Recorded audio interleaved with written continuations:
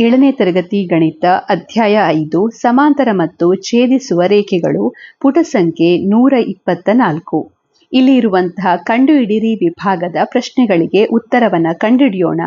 ಪ್ರಶ್ನೆ 1. ಚಿತ್ರ 5.10ಯಲ್ಲಿ ಚುಕ್ಕಿ ಹಾಳೆಯ ಮೇಲೆ ನೀಡಿರುವ ರೇಖೆಗಳಿಗೆ ಲಂಬವಾಗಿ ಕೆಲವು ರೇಖೆಗಳನ್ನು ಎಳೆಯಿರಿ ಅಂತ ಹೇಳಿದ್ದಾರೆ. ಇಲ್ಲಿ ಒಂದು ಚಿತ್ರವನ್ನು ಕೊಟ್ಟಿದ್ದಾರೆ, ಹಾಗೆ ಚುಕ್ಕೆಗಳನ್ನು ಕೊಟ್ಟಿದ್ದಾರೆ, ಅದರ ಜೊತೆಗೆ ಗೆರೆಗಳಿವೆ. ನಾವು ಈ ಗೆರೆಗಳಿಗೆ ಲಂಬವಾಗಿ ರೇಖೆಗಳನ್ನು ಎಳಿಬೇಕು. ಸೊ ಯಾವ ರೀತಿಯಲ್ಲಿ ಎಳಿಬಹುದು? ಲಂಬ ರೇಖೆಗಳು ಅಂತ ಹೇಳಿದ್ರೆ ಆ ರೇಖೆಗಳನ್ನು ಎಳೆದ ನಂತರ ಅಲ್ಲಿ ಉಂಟಾಗುವಂತ ಕೋನ 90 ಡಿಗ್ರಿ ಆಗಿರ್ಬೇಕು, ಅಂದ್ರೆ ಲಂಬ ಕೋನವಾಗಿರ್ಬೇಕು. ಸೊ ನಾವಿಲ್ಲಿ ಯಾವುದೇ ರೀತಿಯಲ್ಲಿ ನೀವು ಎಳಿಬಹುದು. ಈಗ ಉದಾಹರಣೆಗೆ ಈ ಗೆರೆಗೆ ನಾನು ಇಲ್ಲಿ ಒಂದು ಲಂಬ ರೇಖೆಯನ್ನು ಎಳಿತೇನೆ. ಸೊ ಇಲ್ಲಿರುವಂತ ಕೋನ ಏನಾಗಿರ್ತದೆ, ಇಲ್ಲಿರುವಂತ ಈ ಕೋನ ಎಷ್ಟಾಗಿರ್ತದೆ? ಇದು 90 ಡಿಗ್ರಿ ಆಗಿರ್ತದೆ. ಅದೇ ರೀತಿ ಇಲ್ಲಿರುವಂತ ಈ ಗೆರೆಗೆ ಲಂಬವಾಗಿ ಈ ರೀತಿಯಲ್ಲಿ ಒಂದು ಗೆರೆಯನ್ನ ಎಳಿಬಹುದು. ನೆಕ್ಸ್ಟ್ ಈ ಗೆರೆಗೆ ಇಲ್ಲಿ ಲಂಬವಾಗಿ ಗೆರೆಯನ್ನ ಎಳೆಯಿರಿ. ಆಮೇಲೆ ಇಲ್ಲಿರುವಂತ ಈ ಗೆರೆಗೆ ಲಂಬವಾಗಿ ಇಲ್ಲಿ ಗೆರೆಯನ್ನ ಎಳಿಬಹುದು. ನಾನು ಇಲ್ಲಿ ತೆಗೆದುಕೊಂಡಂತ ರೀತಿಯಲ್ಲೇ ನೀವು ಮಾಡ್ಬೇಕಂತಿಲ್ಲ, ನೀವು ಯಾವುದೇ ರೀತಿಯಲ್ಲಿ ತೆಗೆದುಕೊಳ್ಬಹುದು ಗೆರೆಗಳನ್ನ. ಇನ್ನೂ ಕೂಡ ಬೇರೆ ಬೇರೆ ರೀತಿಯಲ್ಲಿ, ಈಗ ಉದಾಹರಣೆಗೆ ಮೊದಲ ಗೆರೆಯಲ್ಲಿ ನೀವು ಇಲ್ಲಿ ಕೂಡ ಲಂಬ ಗೆರೆಯನ್ನ ಎಳಿಬಹುದು. ಯಾವುದೇ ಜಾಗದಲ್ಲಿ ಲಂಬ ಗೆರೆಯನ್ನ ಎಳಿಬಹುದು, ಆದರೆ ನೋಡ್ಬೇಕು ಅಲ್ಲಿ ಉಂಟಾಗುವಂತ ಕೋನ 90 ಡಿಗ್ರಿ ಬರುವ ರೀತಿಯಲ್ಲಿ ಲಂಬ ರೇಖೆಗಳನ್ನ ನೀವು ಎಳಿಬೇಕು. Next question number 2. ಚಿತ್ರ 5.11ರಲ್ಲಿ ಮೇಲೆ ನೀಡಿರುವ ಸಂಕೇತಗಳನ್ನ ಏಕಬಾಣ, ಎರಡು ಬಾಣ ಇತ್ಯಾದಿ ಬಳಸಿಕೊಂಡು ಸಮಾಂತರ ರೇಖೆಗಳನ್ನ ಗುರುತಿಸಿ ಲಂಬ ರೇಖೆಗಳ ನಡುವಿನ ಕೋನವನ್ನ ಚೌಕ ಚಿಹ್ನೆಯಿಂದ ಗುರುತಿಸಿ ಅಂತ ಹೇಳಿದ್ದಾರೆ. ನೀವು ಲಂಬ ರೇಖೆಗಳನ್ನ ಹೇಗೆ ಗುರುತಿಸಿದ್ದೀರಿ, ನೀವು ಸಮಾಂತರ ರೇಖೆಗಳನ್ನ ಹೇಗೆ ಗುರುತಿಸಿದ್ದೀರಿ ಅಂತ ಇಲ್ಲಿ ಕೇಳಿದ್ದಾರೆ. ಸೊ ನಾವಿಲ್ಲಿ ಮೊದಲಿಗೆ ಏನ್ ಮಾಡ್ಬೇಕಂದ್ರೆ ಸಮಾಂತರ ರೇಖೆಗಳನ್ನ ಗುರುತಿಸಬೇಕು. ಸೊ ಸಮಾಂತರ ರೇಖೆಗಳು ಅಂತ ಹೇಳಿದ್ರೆ ನಿಮ್ಗೆ ಗೊತ್ತಿದೆ, ಆ ರೇಖೆಗಳನ್ನ ನಾವು ಎಷ್ಟೇ ವೃದ್ಧಿಸಿದ್ರೂ ಕೂಡ ಅವುಗಳು ಒಂದನ್ನೊಂದು ಸಂಧಿಸಬಾರ್ದು ಅಥವಾ ಛೇದಿಸಬಾರ್ದು. ಹಾಗೆ ಅವುಗಳ ನಡುವೆ ಇರುವಂತ ನಡುವಿನ ದೂರ ಒಂದೇ ರೀತಿಯಲ್ಲಿ ಇರಬೇಕು. ಅಂತ ರೇಖೆಗಳನ್ನ ನಾವು ಸಮಾಂತರ ರೇಖೆಗಳು ಅಂತ ಹೇಳ್ತೇವೆ. ಈ ಸಮಾಂತರ ರೇಖೆಗಳನ್ನ ಪ್ರತಿನಿಧಿಸಲಿಕ್ಕೆ ನಾವು ಒಂದು ಸಂಕೇತವನ್ನ ಉಪಯೋಗಿಸ್ತೇವೆ. ಅದು ಈ ರೀತಿ ಇರುವಂತ ಸಂಕೇತ ಏಕಬಾಣ. ಸೊ ಈ ರೀತಿಯಲ್ಲಿ ಇದರ ಅರ್ಥ ಈ ಎರಡು ರೇಖೆಗಳು ಸಮಾಂತರ ರೇಖೆಗಳು ಅಂತ ಹೇಳಿ. ಈಗ ನಿಮ್ಗೆ ಕೊಟ್ಟಿರುವಂತ ಚಿತ್ರದಲ್ಲಿ ಒಂದಕ್ಕಿಂತ ಹೆಚ್ಚು ಸಮಾಂತರ ರೇಖೆಗಳಿದ್ರೆ ಆ ಸಂದರ್ಭದಲ್ಲಿ ನಾವು ಎರಡು ಬಾಣವನ್ನ ಉಪಯೋಗಿಸ್ತೇವೆ, ಅಂದ್ರೆ ಎರಡನೇ ಜೋಡಿ ರೇಖೆಗಳನ್ನ ಪ್ರತಿನಿಧಿಸಲಿಕ್ಕೆ. ಹಾಗೆ ಮೂರು ಸಮಾಂತರ ರೇಖೆಗಳಿದ್ರೆ, ಮೂರು ಜೋಡಿ ಸಮಾಂತರ ರೇಖೆಗಳಿದ್ರೆ ಆಗ ನಾವು ಮೂರು ಬಾಣ ಈ ರೀತಿಯಲ್ಲಿ ಸಂಕೇತಗಳನ್ನ ಉಪಯೋಗಿಸ್ತೇವೆ. ಸೊ ಈ ಸಂಕೇತಗಳನ್ನ ನೀವು ಈಗ ಈ ಚಿತ್ರವನ್ನ ನೋಡಿಕೊಂಡು ಉಪಯೋಗಿಸಬೇಕು. ಇದರಲ್ಲಿ ಎಷ್ಟು ಸಮಾಂತರ ರೇಖೆಗಳಿವೆ ಅಲ್ಲಿ ಈ ಬಾಣದ ಗುರುತನ್ನ ಹಾಕಬೇಕು. ಹಾಗೆ ನಂತರ ಎಲ್ಲಿ ಎಲ್ಲ ಲಂಬ ರೇಖೆಗಳ ನಡುವಿನ ಕೋನ ಉಂಟಾಗಿದೆ ಅದನ್ನು ನೀವು ಚೌಕ ಚಿಹ್ನೆಯಿಂದ ಗುರುತಿಸಬೇಕು. ಸೊ ಮೊದಲಿಗೆ ಒಂದೊಂದಾಗಿ ಸಾಲ್ವ್ ಮಾಡ್ತಾ ಹೋಗುವ. ಸೊ ಮೊದಲಿಗೆ ಕೊಟ್ಟಿರುವಂತ ಚಿತ್ರವನ್ನ ಗಮನಿಸಿ. ಇಲ್ಲಿ ಎಲ್ಲಿಯಾದ್ರೂ ಸಮಾಂತರ ರೇಖೆ ಇದೆಯಾ? ಹೌದು. ಸೊ ಇಲ್ಲಿ ಇರುವಂತ ಸಮಾಂತರ ರೇಖೆ ಒಂದು ಇದು ರೇಖೆಯಾಗಿದೆ, ಹಾಗೆ ಇದಕ್ಕೆ ಈ ರೇಖೆಯು ಸಮಾಂತರವಾಗಿದೆ. ಹಾಗೆ ಇಲ್ಲಿ ಉಂಟಾಗಿರುವಂತ ಕೋನ ಲಂಬ ಕೋನ, ಈ ಎರಡು ರೇಖೆಗಳ ನಡುವೆ ಒಂದು ಲಂಬ ಕೋನ ಉಂಟಾಗಿದೆ, ಇದು ಲಂಬ ಕೋನವಾಗಿದೆ. ಇದನ್ನ ನಾವು 90 ಡಿಗ್ರಿ ಅಂತ ಹೇಳ್ಬೋದು. ನಂತರ ಎರಡನೇ ಚಿತ್ರವನ್ನ ಗಮನಿಸಿ. ಇಲ್ಲಿ ಸಮಾಂತರ ರೇಖೆ ಇದೆಯಾ? ಇಲ್ಲಿ ಎರಡು ಜೊತೆ ಸಮಾಂತರ ರೇಖೆಗಳಿವೆ. ಒಂದು ಜೊತೆ ಇದು ಮತ್ತೆ ಈ ರೇಖೆ ಆಗಿದೆ. ಹಾಗೆ ಎರಡನೇ ಜೊತೆಯನ್ನ ಪ್ರತಿನಿಧಿಸಲಿಕ್ಕೆ ನಾವು ಎರಡು ಬಾಣದ ಗುರುತುಗಳನ್ನ ಬರೀಬೇಕು. ಸೊ ಎರಡು ಜೊತೆ ಸಮಾಂತರ ರೇಖೆಗಳಿವೆ. ನಂತರ ಮೂರನೇ ಚಿತ್ರವನ್ನ ಗಮನಿಸಿ. ಇಲ್ಲಿ ಎಷ್ಟು ಜೊತೆ ಸಮಾಂತರ ರೇಖೆಗಳಿವೆ? ಇಲ್ಲಿ ಮೊದಲಿಗೆ ಇದು ಒಂದು ಜೊತೆ ಸಮಾಂತರ ರೇಖೆ, ಒಂದು ಬಾಣದ ಗುರುತು. ನಂತರ ಎರಡನೇ ಜೊತೆ ಸಮಾಂತರ ರೇಖೆ ಇಲ್ಲಿ ನಿಮ್ಗೆ ಎಲ್ಲಿಯಾದ್ರೂ ಕಾಣ್ತಾ ಇದೆಯಾ? ಎರಡನೇ ಜೊತೆ ಸಮಾಂತರ ರೇಖೆಯನ್ನ ನೀವು ಇಲ್ಲಿ ಕಾಣ್ಬೋದು. ಈ ಗೆರೆಗೆ ಸಮಾಂತರವಾಗಿರುವಂತದ್ದು ಈ ಗೆರೆಯಾಗಿದೆ. ಸೊ ಇವುಗಳು ಸಮಾಂತರವಾಗಿದೆ. ಹಾಗೆ ಮೂರನೇ ಜೊತೆ ಸಮಾಂತರ ರೇಖೆ ಇದೆಯಾ? ಹೌದು, ಮೂರನೇ ಜೊತೆ ಕೂಡ ಇದೆ. ಅದು ಯಾವುದು? ಈ ಗೆರೆಗೆ ಸಮಾಂತರವಾಗಿರುವಂತದ್ದು ಈ ಗೆರೆ ಆಗಿದೆ. ಹಾಗಾಗಿ ಇಲ್ಲಿ ಮೂರು ಬಾಣದ ಗುರುತುಗಳಿಂದ ಇದನ್ನ ನೀವು ಇಂಡಿಕೇಟ್ ಮಾಡಬೇಕು. ಸೊ ಈ ರೀತಿಯಲ್ಲಿ ಇಲ್ಲಿ ಮೂರು ಜೊತೆ ಸಮಾಂತರ ರೇಖೆಗಳಿವೆ. ನಂತರ ನೆಕ್ಸ್ಟ್ ಬರುವಂಥದ್ದು ಯಾವುದು? ಇಲ್ಲಿ ಇರುವಂಥ ಇನ್ನೊಂದು ಆಕೃತಿ. ಈ ಆಕೃತಿಯಲ್ಲಿ ನಿಮಗೆ ಸಮಾಂತರ ರೇಖೆಗಳು ಕಾಣ್ತಾ ಇದೆಯಾ ಅಂತ ನೀವು ನೋಡಬೇಕು. ಸೊ ಇಲ್ಲಿ ಯಾವುದೇ ಸಮಾಂತರ ರೇಖೆ ಇಲ್ಲ ಈ ಆಕೃತಿಯಲ್ಲಿ, ಆದರೆ ಇಲ್ಲಿ ಒಂದು ಲಂಬಕೋನ ಉಂಟಾಗ್ತಾ ಇದೆ ಲಂಬ ರೇಖೆಗಳ ನಡುವೆ. ಸೊ ಇಲ್ಲಿ ಒಂದು ಲಂಬಕೋನವನ್ನು ಮಾತ್ರ ನಾವು ಚೌಕದ ಮೂಲಕ ಗುರುತಿಸಬಹುದು. ನೆಕ್ಸ್ಟ್ ಇರುವಂಥ ಚಿತ್ರದಲ್ಲಿ ಇಲ್ಲಿ ಎಲ್ಲಿಯಾದರೂ ಸಮಾಂತರ ರೇಖೆ ಇದೆಯಾ? ಇಲ್ಲಿ ಸಮಾಂತರ ರೇಖೆ ಇದೆ, ಒಂದು ಜೊತೆ ಇದಾಗಿದೆ. ಈ ಎರಡು ಸಮಾಂತರ ರೇಖೆಗಳು, ಒಂದು ಜೊತೆ ಸಮಾಂತರ ರೇಖೆಗಳು, ಇನ್ನೊಂದು ಎರಡನೇ ಜೊತೆ ಈ ರೇಖೆ ಮತ್ತೆ ಇದಕ್ಕೆ ಸಮಾಂತರವಾಗಿರುವಂಥದ್ದು ಈ ರೇಖೆ. ಈ ರೀತಿಯಲ್ಲಿ ಇಲ್ಲಿ ಎರಡು ಜೊತೆ ನೀವು ಸಮಾಂತರ ರೇಖೆಗಳನ್ನ ಕಾಣಬಹುದು. ಹಾಗೆ ಇಲ್ಲಿ ಕೂಡ ಒಂದು ಲಂಬಕೋನ ಉಂಟಾಗ್ತಾ ಇದೆ. ಅದೇ ರೀತಿ ಈ ಚಿತ್ರದಲ್ಲೂ ಕೂಡ ಒಂದು ಲಂಬಕೋನ ಉಂಟಾಗ್ತಾ ಇದೆ. ಇಲ್ಲಿ ನೀವು ಲಂಬಕೋನ ಉಂಟಾಗುವುದನ್ನ ಕಾಣಬಹುದು. ಸೊ ಹೀಗೆ ನೀವು ಇಲ್ಲಿ ಸಮಾಂತರ ರೇಖೆಗಳನ್ನ ಗುರುತಿಸಬಹುದು, ಹಾಗೆ ಲಂಬ ಕೋನಗಳನ್ನ ಕೂಡ ಗುರುತಿಸಬಹುದು. ನಂತರ ಇಲ್ಲಿ ಕ್ವಶನ್ ಅನ್ನ ಕೇಳಿದ್ದಾರೆ, ನೀವು ಲಂಬ ರೇಖೆಗಳನ್ನ ಹೇಗೆ ಗುರುತಿಸಿದ್ದೀರಿ ಅಂತ ಕೇಳಿದ್ದಾರೆ. ಸೊ ಹೇಗೆ ಗುರುತಿಸಿದ್ದೀರಿ ನಾವು ಲಂಬ ರೇಖೆಗಳನ್ನ, ಅಂದ್ರೆ ಲಂಬ ಕೋನಗಳನ್ನ? ಇಲ್ಲಿ ಈ ಲಂಬ ರೇಖೆ ಯಾವುದು ಅಂತ ಹೇಗೆ ನಮಗೆ ಗೊತ್ತಾಯಿತು? ಹೇಗೆ ಅಂತ ಹೇಳಿದ್ರೆ, ಈಗ ಇಲ್ಲಿ ಈ ಚಿತ್ರವನ್ನ ಗಮನಿಸಿದ್ರೆ ಇಲ್ಲಿ ಉಂಟಾಗುವಂತ ಕೋನ ಏನಾಗಿದೆ? 90 ಡಿಗ್ರಿ ಆಗಿದೆ. ಹಾಗಾಗಿ ಈ ಎರಡು ರೇಖೆಗಳು ಲಂಬ ರೇಖೆಗಳು ಅಂತ ನಮಗೆ ಗೊತ್ತಾಗಿದೆ. ಅದೇ ರೀತಿ ಕೆಳಗಿನ ಚಿತ್ರವನ್ನು ನೀವು ಗಮನಿಸಿದ್ರೆ ಕೂಡ, ಇಲ್ಲಿ ಕೂಡ ಈ ಚಿತ್ರವನ್ನು ಗಮನಿಸಿದ್ರೂ ಕೂಡ ಇಲ್ಲಿ ಈ ರೇಖೆ ಮತ್ತೆ ಈ ರೇಖೆ ನಡುವೆ 90 ಡಿಗ್ರಿಯ ಕೋನ ಉಂಟಾಗಿದೆ. ಹಾಗಾಗಿ ಇವೆರಡು ಏನಾಗಿದೆ? ಲಂಬ ರೇಖೆಗಳಾಗಿವೆ. ಹಾಗೆ ಈ ಚಿತ್ರದಲ್ಲಿ ಕೂಡ ಈ ಎರಡು ರೇಖೆಗಳ ನಡುವೆ ಲಂಬಕೋನ ಉಂಟಾಗಿದೆ. ಆದ್ರಿಂದ ಅವುಗಳನ್ನು ನಾವು ಲಂಬ ರೇಖೆಗಳು ಅಂತ ಹೇಳ್ಬೋದು.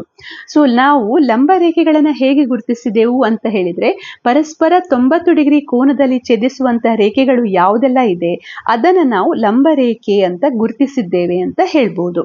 ನಂತರ ನೀವು ಸಮಾಂತರ ರೇಖೆಗಳನ್ನ ಹೇಗೆ ಗುರುತಿಸಿದಿರಿ ಅಂತ ಕೇಳಿದ್ದಾರೆ. ಸೊ ಸಮಾಂತರ ರೇಖೆಗಳನ್ನ ನಾವು ಹೇಗೆ ಗುರುತಿಸಿದ್ದೇವೆ ಅಂದ್ರೆ, ಎರಡು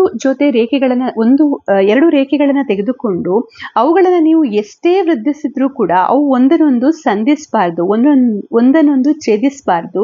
ಹಾಗೆ ಅವುಗಳ ನಡುವಿನ ಅಂತರ ಒಂದೇ ರೀತಿ ಇರಬೇಕು. ಈಗ ನಾವು ಈ ಚಿತ್ರದಲ್ಲಿ ತೆಗೆದುಕೊಂಡಿರುವಂತಹ ಕೆಲವೊಂದು ಸಮಾಂತರ ರೇಖೆಗಳನ್ನ ನೋಡಿ. ಈಗ ಈ ರೇಖೆಯನ್ನ ಎಷ್ಟೇ ವೃದ್ಧಿಸಿದ್ರೂ ಕೂಡ ಇದು ಸಂಧಿಸಲಿಕ್ಕೆ ಸಾಧ್ಯ ಇಲ್ಲ. ಹಾಗೆ ಮೇಲ್ಗಡೆ ಇರುವಂತ ಈ ರೇಖೆಯನ್ನ ಎಷ್ಟೇ ವೃದ್ಧಿಸಿದ್ರೂ ಕೂಡ ಇದು ಸಂಧಿಸಲಿಕ್ಕೆ ಸಾಧ್ಯ ಇಲ್ಲ. ಹಾಗಾಗಿ ಇವೆರಡು ಸಮಾಂತರ ರೇಖೆಗಳು. ಅದೇ ರೀತಿ ನಂತರ ನಾವು ತೆಗೆದುಕೊಂಡಿರುವಂತಹ ಬೇರೆ ರೇಖೆಗಳನ್ನು ಕೂಡ ನೀವು ಗಮನಿಸಬಹುದು. ಅಲ್ಲಿ ಕೂಡ ಹಾಗೇನೆ ಇಲ್ಲಿ ಈ ರೇಖೆ, ಇಲ್ಲಿ ತೆಗೆದುಕೊಂಡಿರುವಂತ ಈ ರೇಖೆ ಮತ್ತೆ ಈ ರೇಖೆ, ಇದು ಕೂಡ ಸಮಾಂತರ ರೇಖೆ. ಯಾಕೆಂದ್ರೆ ಇವುಗಳನ್ನ ಎಷ್ಟೇ ನಾವು ವೃದ್ಧಿಸಿದ್ರೂ ಕೂಡ ಅವು ಸಂಧಿಸುವುದಿಲ್ಲ, ಛೇದಿಸುವುದಿಲ್ಲ. ಹಾಗೆ ಅವುಗಳ ನಡುವಿನ ದೂರ ಏನು ಒಂದೇ ರೀತಿಯಾಗಿರ್ತದೆ. ಅಂತ ರೇಖೆಗಳನ್ನ ನಾವು ಸಮಾಂತರ ರೇಖೆಗಳಂತ ಹೇಳ್ತೇವೆ. ಸೊ ಅದನ್ನ ನೋಡಿಕೊಂಡು ನಾವು ಇಲ್ಲಿ ಸಮಾಂತರ ರೇಖೆಗಳನ್ನ ಗುರುತಿಸಿದೆವು ಅಂತ ಹೇಳ್ಬೋದು. ಇಲ್ಲಿ ಮೊದಲನೇ ಪ್ರಶ್ನೆಗೆ ಉತ್ತರ, ನೀವು ಲಂಬ ರೇಖೆಗಳನ್ನ ಹೇಗೆ ಗುರುತಿಸಿದಿರಿ ಅಂತ ಕೇಳಿದ್ದಾರೆ. ಪರಸ್ಪರ 90 ಡಿಗ್ರಿ ಕೋನದಲ್ಲಿ ಛೇದಿಸುವ ರೇಖೆಗಳನ್ನ ನೋಡಿಕೊಂಡು ನಾವು ಲಂಬ ರೇಖೆಗಳನ್ನ ಗುರುತಿಸಿದೆವು ಅಂತ ನೀವು ಉತ್ತರವನ್ನ ಬರಿಬಹುದು. ನಂತರ ಬಿ, ನೀವು ಸಮಾಂತರ ರೇಖೆಗಳನ್ನ ಹೇಗೆ ಗುರುತಿಸಿದಿರಿ ಅಂತ ಕೇಳಿದ್ದಾರೆ. ಎರಡು ರೇಖೆಗಳು ಎಷ್ಟೇ ದೂರ ವೃದ್ಧಿಸಿದ್ರೂ ಕೂಡ ಸಂಧಿಸದಿದ್ದರೆ ಅವುಗಳನ್ನ ನಾವು ಸಮಾಂತರ ರೇಖೆಗಳೆಂದು ಗುರುತಿಸಿದೆವು ಅಂತ ನಾವಿಲ್ಲಿ ಈ ಎರಡು ಪ್ರಶ್ನೆಗಳಿಗೆ ಉತ್ತರವನ್ನ ಬರೀಬಹುದು. ನೆಕ್ಸ್ಟ್ ಕ್ವಶನ್ ನಂಬರ್ 3, ಮುಂದಿನ ಚುಕ್ಕೆ ಹಾಳೆಯಲ್ಲಿ ಸಮಾಂತರ ರೇಖೆಗಳ ವಿಭಿನ್ನ ಗುಂಪುಗಳನ್ನು ಎಳೆಯಿರಿ. ರೇಖಾಖಂಡಗಳ ಉದ್ದ ವಿಭಿನ್ನವಾಗಿರಬಹುದು, ಆದರೆ ಚುಕ್ಕೆಗಳು ಅಂತ್ಯ ಬಿಂದುಗಳಾಗಿರಬೇಕು. ಇಲ್ಲಿ ಇದು ನಿಮಗೆ ಕೊಟ್ಟಿರುವಂತ ಚಟುವಟಿಕೆ. ನೀವು ಒಂದು ಚುಕ್ಕೆ ಇರುವಂತ ಹಾಳೆಯನ್ನು ತೆಗೆದುಕೊಂಡು ಅಲ್ಲಿ ಸಮಾಂತರ ರೇಖೆಗಳ ಬೇರೆ ಬೇರೆ ಗುಂಪುಗಳನ್ನ ಎಳಿಬೇಕು. ಹಾಗೆ ನೀವು ಎಳೆದಿರುವಂತ ರೇಖಾಖಂಡಗಳ ಉದ್ದ ಕೂಡ ವಿಭಿನ್ನವಾಗಿರಬೇಕು. ಒಂದು ಚಿಕ್ಕದು, ಸಣ್ಣದು, 5 ಸೆಂಟಿಮೀಟರ್, 6 ಸೆಂಟಿಮೀಟರ್, ಈ ರೀತಿಯಲ್ಲಿ ಬೇರೆ ಬೇರೆ ಉದ್ದದ ಗೆರೆಗಳನ್ನು ಎಳೆದು ಅದರ ಜೊತೆಗೆ ಸಮಾಂತರವಾಗಿರುವಂತ ರೇಖೆಗಳನ್ನು ಕೂಡ ಎಳಿಬೇಕು. ಸೊ ಇದನ್ನ ನಿಮಗೆ ಕೊಟ್ಟಿರುವಂತ ಆಕ್ಟಿವಿಟಿ. ಸೊ ಇದನ್ನ ನೀವು ಟ್ರೈ ಮಾಡಿ. ನೆಕ್ಸ್ಟ್ ಕ್ವಶನ್ ನಂಬರ್ 4, ಸಮಾಂತರ ರೇಖೆಗಳು ಹೇಗೆ ಕಾಣುತ್ತವೆ ಎಂಬುದರ ಬಗ್ಗೆ ನಿಮ್ಮ ಜ್ಞಾನವನ್ನ ಬಳಸಿಕೊಂಡು ಈ ಚುಕ್ಕೆ ಹಾಳೆಯ ಮೇಲಿರುವ ರೇಖಾಖಂಡಗಳಿಗೆ ಸಮಾಂತರವಾಗಿ ರೇಖೆಗಳನ್ನು ಎಳೆಯಲು ಪ್ರಯತ್ನಿಸಿ ಅಂತ ಹೇಳಿದ್ದಾರೆ. ಸೊ ಇಲ್ಲಿ ಕೆಲವೊಂದು ರೇಖಾಖಂಡ ಅಂದ್ರೆ ಗೆರೆಗಳನ್ನು ಅವರೇ ಕೊಟ್ಟಿದ್ದಾರೆ. ಅದಕ್ಕೆ ಸಮಾಂತರವಾಗಿ ನಾವೀಗ ರೇಖೆಗಳನ್ನು ಎಳಿತಾ ಹೋಗ್ಬೇಕು. ಸೊ ಒಂದೊಂದಾಗಿ ಇದನ್ನ ಮಾಡ್ತಾ ಹೋಗುವ. ಇಲ್ಲಿ ಚುಕ್ಕೆಗಳ ಮೂಲಕವೇ ನಾವು ಎಳೆಯುವ ಅಗತ್ಯ ಇಲ್ಲ. ನೀವು ಇಲ್ಲಿ ಕೆಲವೊಂದು ಚಿತ್ರಗಳನ್ನು ಗಮನಿಸಿದ್ರೆ, ಈಗ ಎಫ್ ಅನ್ನು ನೋಡಿದ್ರೆ, ಎಫ್ ಎನ್ನುವಂತ ರೇಖಾಖಂಡದಲ್ಲಿ ಒಂದು ಗೆರೆಯನ್ನ ಎಳೆದಿದ್ದಾರೆ. ಆದ್ರೆ ಅಲ್ಲಿ ಎಲ್ಲಾ ಚುಕ್ಕೆಗಳನ್ನು ಉಪಯೋಗಿಸಿಲ್ಲ. ಕೆಲವೊಂದು ಕಡೆಗಳಲ್ಲಿ ಚುಕ್ಕೆಗಳು ಟಚ್ ಆಗ್ತಾ ಇದೆ, ಕೆಲವೊಂದು ಕಡೆ ಟಚ್ ಆಗದೆ ಗೆರೆಗಳನ್ನು ಎಳೆದಿದ್ದಾರೆ. ಸೊ ನಾವು ಕೂಡ ಇಲ್ಲಿ ಕೊಟ್ಟಿರುವಂತ ರೇಖೆಗಳಿಗೆ ಸಮಾಂತರವಾಗಿ ಈಗ ಗೆರೆಗಳನ್ನು ಎಳೆಯಬೇಕು. ಸೊ ಪ್ರತಿಯೊಂದಕ್ಕೂ ಕೂಡ ಚುಕ್ಕೆಯನ್ನ ಉಪಯೋಗಿಸುವ ಅಗತ್ಯ ಇಲ್ಲ. ಚುಕ್ಕೆಯನ್ನು ಉಪಯೋಗಿಸಬಹುದು ಅಥವಾ ಉಪಯೋಗಿಸದೆ ಕೂಡ ನೀವು ಸಮಾಂತರವಾಗಿರುವಂತ ರೇಖೆಗಳನ್ನು ಎಳೆಯಬಹುದು. ಸೊ ಈಗ ಮೊದಲಿಗೆ ಕೊಟ್ಟಿರುವಂತದ್ದು ಎ, ಇದಕ್ಕೆ ಎಲ್ಲಿ ನೀವು ಗೆರೆಯನ್ನು ಎಳಿತೀರಾ? ಇದಕ್ಕೆ ನೀವು ಈ ರೀತಿಯಲ್ಲಿ ಗೆರೆಯನ್ನು ಎಳಿಬಹುದು. ಇದು ಸಮಾಂತರವಾಗಿರುವಂತ ಗೆರೆಯಾಗಿದೆ. ನಂತರ ಇರುವಂತದ್ದು ಬಿ. ಬಿಗೆ ನೀವು ಈ ರೀತಿಯಲ್ಲಿ ಗೆರೆಯನ್ನು ಎಳೆಯಬಹುದು. ಇಲ್ಲಿ ನಾನು ಎಳೆದಿರುವ ರೀತಿಯಲ್ಲಿ ಎಳಿಬೇಕಂತಿಲ್ಲ. ನೀವು ಬೇರೆ ರೀತಿಯ ಸಮಾಂತರವಾಗಿರುವಂತ ರೇಖೆಗಳು ನಿಮ್ಗೆ ಕಂಡ್ರೆ ಅದನ್ನು ಕೂಡ ಎಳಿಬಹುದು. ಹಾಗೆ ನೆಕ್ಸ್ಟ್ ಇರುವಂತದ್ದು ಸಿ. ಸಿಗೆ ನೀವು ಸಮಾಂತರವಾಗಿರುವಂತ ಗೆರೆಯನ್ನು ಎಳಿಬೇಕು. ಸೊ ಸಿಗೆ ಸಮಾಂತರವಾಗಿ ಈ ಗೆರೆಯನ್ನು ಎಳಿಬಹುದು. ಆಮೇಲೆ ಇರುವಂತದ್ದು ಡಿ. ಡಿಗೆ ಸಮಾಂತರವಾಗಿ ಇಲ್ಲಿ ಇರುವಂತ ಗೆರೆಯನ್ನು ಎಳಿಬಹುದು. ಇದು ಡಿಗೆ ಸಮಾಂತರವಾಗಿದೆ. ನೆಕ್ಸ್ಟ್ ಇಲ್ಲಿ ನೀವು ಕಂಡ್ರೆ ಇ, ಎಫ್, ಜಿ ಮತ್ತೆ ಎಚ್, ಇಲ್ಲಿ ನಿಮ್ಗೆ ಗೆರೆಯನ್ನು ಎಳಲಿಕ್ಕೆ ಸ್ವಲ್ಪ ಕಷ್ಟ ಇದೆ. ಯಾಕೆಂದ್ರೆ ನಾವು ಚುಕ್ಕೆಗಳನ್ನ ನೇರವಾಗಿ ಉಪಯೋಗಿಸ್ಲಿಕ್ಕೆ ಇದರಲ್ಲಿ ಸಾಧ್ಯ ಇಲ್ಲ. ಇದರಲ್ಲಿ ನಾವು ಕೇವಲ ಅಂತ್ಯ ಬಿಂದುಗಳನ್ನ ನೋಡಿ ಗೆರೆ ಎಳಿಬೇಕಾಗ್ತದೆ. ಚುಕ್ಕೆಗಳನ್ನ ತೆಗೆದುಕೊಂಡ್ರೆ ನಮ್ಗೆ ಸಮಾಂತರವಾಗಿರುವಂತ ರೇಖೆಗಳು ಇದರಲ್ಲಿ ಸಿಗ್ಲಿಕ್ಕೆ ಆಗುದಿಲ್ಲ. ಸೊ ಈಗ ಜಿ ಅನ್ನ ತೆಗೆದುಕೊಂಡ್ರೆ, ಜಿಯಲ್ಲಿ ನೀವು ಸಮಾಂತರವಾಗಿರುವಂತ ರೇಖೆನ ಎಳಿಬೇಕು ಅಂತ ಹೇಳಿದ್ರೆ ಚುಕ್ಕೆಯನ್ನು ಉಪಯೋಗಿಸ್ಲಿಕ್ಕೆ ಸಾಧ್ಯ ಇಲ್ಲ. ಎರಡು ಅಂತ್ಯ ಬಿಂದುಗಳನ್ನ ತೆಗೆದುಕೊಂಡು ಇಲ್ಲಿ ಗೆರೆಗಳನ್ನ ಸಮಾಂತರವಾಗಿರುವಂತ ಗೆರೆಗಳನ್ನ ಎಳಿಬಹುದು. ಹಾಗೆ ನೆಕ್ಸ್ಟ್ ಹೀಗೆ ಸಮಾಂತರವಾಗಿರುವಂತ ಗೆರೆಯನ್ನು ಎಳಿಬೇಕು ಅಂತಾದ್ರೆ ಇಲ್ಲಿ ಎಲ್ಲಾ ಚುಕ್ಕೆಗಳನ್ನ ಬಳಸಲಿಕ್ಕೆ ಸಾಧ್ಯವಾಗುವುದಿಲ್ಲ. ನೀವು ಯಾವುದಾದ್ರೂ ಎರಡು ಅಂತ್ಯ ಬಿಂದುಗಳನ್ನ ತೆಗೆದುಕೊಂಡು ಹೀಗೆ ಸಮಾಂತರವಾಗಿರುವ ಹಾಗೆ ಗೆರೆಯನ್ನು ಎಳಿಬೇಕಾಗ್ತದೆ. ನಂತರ ಇಲ್ಲಿ ಇರುವಂತದ್ದು ಯಾವುದು? ನಂತರ ಎಫ್ ಇದೆ. ಎಫ್ ಅಲ್ಲೂ ಕೂಡ ಹಾಗೆಯೇ ಇದಕ್ಕೆ ಸಮಾಂತರವಾಗಿ ನೀವು ಗೆರೆಯನ್ನು ಎಳಿಬೇಕಾದ್ರೆ ಯಾವುದಾದ್ರೂ ಎರಡು ಅಂತ್ಯ ಬಿಂದುಗಳನ್ನು ತೆಗೆದುಕೊಳ್ಳಿ, ಅದನ್ನ ಜೋಡಿಸ್ತಾ ಬಂದ್ರೆ ನಿಮ್ಗೆ ಇಲ್ಲಿ ಸಮಾಂತರವಾಗಿರುವಂತ ಗೆರೆ ಸಿಗ್ತದೆ. ನೆಕ್ಸ್ಟ್ ಎಚ್ ರೇಖಾಖಂಡಕ್ಕೂ ಕೂಡ ಹಾಗೇನೆ ಇಲ್ಲಿ ಕೇವಲ ಚುಕ್ಕೆಗಳನ್ನ ಜೋಡಿಸುವುದರಿಂದ ನಾವು ರೇಖೆಗಳನ್ನ ಎಳಿಲಿಕ್ಕೆ ಸಾಧ್ಯವಾಗುವುದಿಲ್ಲ. ಸೊ ನೀವು ಅಂತ್ಯ ಬಿಂದುಗಳನ್ನ ತೆಗೆದುಕೊಂಡು ಅವುಗಳನ್ನ ಜೋಡಣೆ ಮಾಡಬೇಕು. ಆಗ ನೀವು ಸಮಾಂತರ ರೇಖೆಯನ್ನು ಎಳಿಬಹುದು. ಸೊ ಇಲ್ಲಿ ನಾವು ಗಮನಿಸಿದ್ದು ಏನಂದ್ರೆ ಎ, ಬಿ, ಸಿ, ಡಿ ಈ 4 ರೇಖಾಖಂಡಗಳಿಗೆ ನಾವು ತುಂಬಾ ಸುಲಭವಾಗಿ ಸಮಾಂತರ ರೇಖೆಯನ್ನು ಎಳೆದಿದ್ದೇವೆ. ಯಾಕೆಂದ್ರೆ ಅಲ್ಲಿ ಚುಕ್ಕೆಗಳನ್ನ ಜೋಡಿಸಿದ್ರೆ ಆಯ್ತು. ಆದ್ರೆ ಇ, ಎಫ್, ಜಿ, ಎಚ್ ಇವುಗಳಿಗೆ ನಾವು ಸಮಾಂತರ ರೇಖೆಯನ್ನು ಎಳೆಯುವಾಗ ನಮಗೆ ಸ್ವಲ್ಪ ಕಷ್ಟ ಆಯಿತು. ನಾವು ಹೇಗೆ ಎಳೆದಿದ್ದೇವೆ? ನಾವು ಎರಡು ಅಂತ್ಯ ಬಿಂದುಗಳನ್ನು ತೆಗೆದುಕೊಂಡು ಆ ಅಂತ್ಯ ಬಿಂದುಗಳನ್ನು ಜೋಡಿಸಿ ರೇಖೆಯನ್ನು ಎಳೆದಿದ್ದೇವೆ. ಇಲ್ಲದಿದ್ರೆ ಚುಕ್ಕೆಯನ್ನು ಜೋಡಿಸಿ ರೇಖೆಯನ್ನು ಎಳೆದ್ರೆ ಅದು ಸಮಾಂತರವಾಗಿ ಇರುವುದಿಲ್ಲ. ಈ ಕೇಸಲ್ಲಿ ಇ, ಎಫ್ ಮತ್ತೆ ಜಿ, ಎಚ್ ಕೇಸಲ್ಲಿ. ನೆಕ್ಸ್ಟ್ ನಮ್ಗೆ ಇಲ್ಲಿ ಕೆಲವೊಂದು ಕ್ವಶನ್ ಅನ್ನ ಕೇಳಿದ್ದಾರೆ. ಅವುಗಳಲ್ಲಿ ಕೆಲವನ್ನ ರಚಿಸುವುದು ನಿಮ್ಗೆ ಸವಾಲಾಗಿದೆಯಾ ಅಂತ ಕೇಳಿದ್ದಾರೆ. ಹೌದು, ಯಾಕೆಂದ್ರೆ ಯಾವುದನ್ನ ಇ, ಎಫ್, ಜಿ, ಎಚ್ ರಚಿಸುವುದು ನಮ್ಗೆ ಸವಾಲಾಗಿದೆ ಅಂತ ಹೇಳಿ. ಸೊ ಇಲ್ಲಿ ನೀವು ಬರೀಬಹುದು ಉತ್ತರವನ್ನ ಹೌದು ಅಂತ ಹೇಳಿ. ನೆಕ್ಸ್ಟ್ ಅದು ಯಾವುದು ಅಂತ ಕೇಳಿದ್ದಾರೆ. ಸೊ ಇದಕ್ಕೆ ಉತ್ತರ ಯಾವುದು? ಇ, ಎಫ್, ಜಿ, ಎಚ್ ರೇಖಾಖಂಡಗಳು ಅಂತ ಬರೀರಿ. ಇ, ಎಫ್, ಜಿ, ಎಚ್ ರೇಖಾಖಂಡಗಳು. ನಂತರ ನೀವು ಅದನ್ನ ಹೇಗೆ ಮಾಡಿದಿರಿ ಅಂತ ಕೇಳಿದ್ದಾರೆ. ಸೊ ಹೇಗೆ ನಾವು ಇ, ಎಫ್, ಜಿ, ಎಚ್ ರೇಖಾಖಂಡಗಳಿಗೆ ಸಮಾಂತರ ರೇಖೆಯನ್ನು ಗುರುತಿಸಿದೆವು? ಮೊದಲು ನಾವಿಲ್ಲಿ ಈಗ ಹೀಗೆ ಎಳೆಯುವಾಗ ನಾವೇನ್ ಮಾಡಿದ್ದೇವೆ? ಅಂತ್ಯ ಬಿಂದುಗಳನ್ನ ನೋಡಿದ್ದೇವೆ. ಇದು ಅಂತ್ಯಬಿಂದು, ಇದು ಅಂತ್ಯಬಿಂದು ಈ ರೇಖಾಖಂಡದ್ದು. ಸೊ ನಂತರ ಅದನ್ನ ಜೋಡಣೆ ಮಾಡಿದ್ದೇವೆ. ಹಾಗೆ ಪ್ರತಿಯೊಂದರಲ್ಲೂ ಕೂಡ ಹಾಗೆ ನೀವು ಎಫ್ ಅನ್ನು ಕೂಡ ಜೋಡಣೆ ಮಾಡುವಾಗ ಇಲ್ಲಿದು ಒಂದು ಅಂತ್ಯಬಿಂದುವನ್ನ ತೆಗೆದುಕೊಂಡು ಅವುಗಳನ್ನ ನೇರವಾದ ಗೆರೆಯ ಮೂಲಕ ಜೋಡಣೆ ಮಾಡಿದ್ದೇವೆ. ಸೊ ಆ ರೀತಿಯಲ್ಲಿ ಅದನ್ನ ನಾವು ಜೋಡಣೆ ಮಾಡಿದ್ದೇವೆ ಅಂತ ಹೇಳ್ಬೋದು. ನೀವು ಅದನ್ನ ಹೇಗೆ ಮಾಡಿದಿರಿ ಅಂತ ಹೇಳಿದ್ರೆ ನೀವು ಎರಡು ಅಂತ್ಯ ಬಿಂದುಗಳನ್ನ ತೆಗೆದುಕೊಂಡು ಸಮಾನ ದೂರದಲ್ಲಿ ನಾವು ಗೆರೆಗಳನ್ನ ಎಳೆದು ಸಮಾಂತರ ರೇಖೆಗಳನ್ನ ರಚಿಸಿದೆವು ಅಂತ ಬರೀಬಹುದು ಉತ್ತರವನ್ನು. ಇವುಗಳಿಗೆ ಉತ್ತರವನ್ನ ನೀವು ಈ ರೀತಿಯಲ್ಲಿ ಬರೀಬಹುದು. ಅವು ಯಾವುವು ಅಂದ್ರೆ ಇ, ಎಫ್, ಜಿ, ಎಚ್ ರೇಖಾಖಂಡಗಳು. ನೆಕ್ಸ್ಟ್ ನೀವು ಅದನ್ನ ಹೇಗೆ ಮಾಡಿದಿರಿ ಅಂತ ಕೇಳಿದ್ದಾರೆ. ಸೊ ಪ್ರತಿ ರೇಖಾಖಂಡಕ್ಕೆ ಸಮಾನ ದೂರದಲ್ಲಿರುವಂತ ಅಂತ್ಯ ಬಿಂದುಗಳನ್ನ ನಾವು ಮೊದಲಿಗೆ ಜೋಡಿಸಿ ಇ, ಎಫ್, ಜಿ, ಎಚ್ ಸಮಾಂತರ ರೇಖೆಗಳನ್ನ ರಚಿಸಿದೆವು ಅಂತ ನೀವಿಲ್ಲಿ ಬರೀಬಹುದು. Next question number 5. ಚಿತ್ರ 5.13ರಲ್ಲಿ ಯಾವ ರೇಖೆ ಎ ರೇಖೆಗೆ ಸಮಾಂತರವಾಗಿದೆ, ರೇಖೆ ಬಿ ಅಥವಾ ರೇಖೆ ಸಿ, ನೀವು ಇದನ್ನ ಹೇಗೆ ನಿರ್ಧರಿಸುವಿರಿ ಅಂತ ಕೇಳಿದ್ದಾರೆ. ಸೊ ಇಲ್ಲಿ ಒಂದು ಚಿತ್ರವನ್ನ ಕೊಟ್ಟಿದ್ದಾರೆ. ಹಾಗೆ ಈ ಚಿತ್ರದಲ್ಲಿ ಎ ಎನ್ನುವಂತ ರೇಖೆ ಏನಿದೆ, ಈ ರೇಖೆಗೆ ಸಮಾಂತರವಾಗಿರುವಂತ ರೇಖೆ ಯಾವುದು ಅಂತ ಕೇಳಿದ್ದಾರೆ.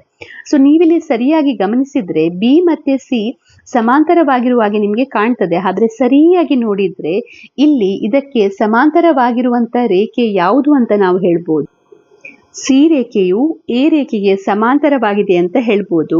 ಬಿ ರೇಖೆಯನ್ನು ನಾವು ಸಮಾಂತರವಾಗಿದೆ ಅಂತ ತೆಗೆದುಕೊಳ್ಳಿಕ್ಕೆ ಸಾಧ್ಯ ಇಲ್ಲ. ಯಾಕೆಂದ್ರೆ ಬಿ ರೇಖೆಯನ್ನು ನೀವು ವೃದ್ಧಿಸಿದಾಗ ಇದು ಎ ರೇಖೆಯನ್ನ ಸಂಧಿಸುವಂತ ಸಾಧ್ಯತೆ ಇದೆ. ಆದ್ರೆ ಸಿ ರೇಖೆ ಮತ್ತೆ ಎ ರೇಖೆಯ ನಡುವೆ ಇರುವಂತ ಅಂತರ ಒಂದೇ ರೀತಿಯಾಗಿರೋದ್ರಿಂದ ನಾವಿಲ್ಲಿ ಹೇಳ್ಬೋದು ಎ ಮತ್ತೆ ಸಿ ರೇಖೆಗಳು ಸಮಾಂತರವಾಗಿರುವಂತ ರೇಖೆಗಳು. ಯಾಕೆಂದ್ರೆ ಇಲ್ಲಿ ಎ ಮತ್ತೆ ಸಿ ರೇಖೆಗಳನ್ನ ನಾವು ಎಷ್ಟೇ ವೃದ್ಧಿಸಿದ್ರೂ ಕೂಡ, ಎಷ್ಟೇ ವಿಸ್ತರಿಸಿದ್ರೂ ಕೂಡ ಅವುಗಳು ಒಂದನ್ನೊಂದು ಸಂಧಿಸುವುದಿಲ್ಲ ಅಂತ ಇದಕ್ಕೆ ನೀವು ಉತ್ತರವನ್ನ ಬರೀಬಹುದು.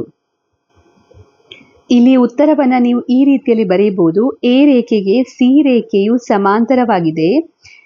ಎ ಮತ್ತು ಸಿ ರೇಖೆಗಳನ್ನ ಎಷ್ಟೇ ದೂರದವರೆಗೆ ವಿಸ್ತರಿಸಿದರೂ ಅಥವಾ ವೃದ್ಧಿಸಿದರೂ ಅವು ಒಂದನ್ನೊಂದು ಸಂಧಿಸುವುದಿಲ್ಲ. ಹಾಗಾಗಿ ಎ ಮತ್ತೆ ಸಿ ರೇಖೆಗಳು ಸಮಾಂತರವಾಗಿರುವಂತ ರೇಖೆಗಳು ಅಂತ ನಾವಿಲ್ಲಿ ಹೇಳ್ಬೋದು.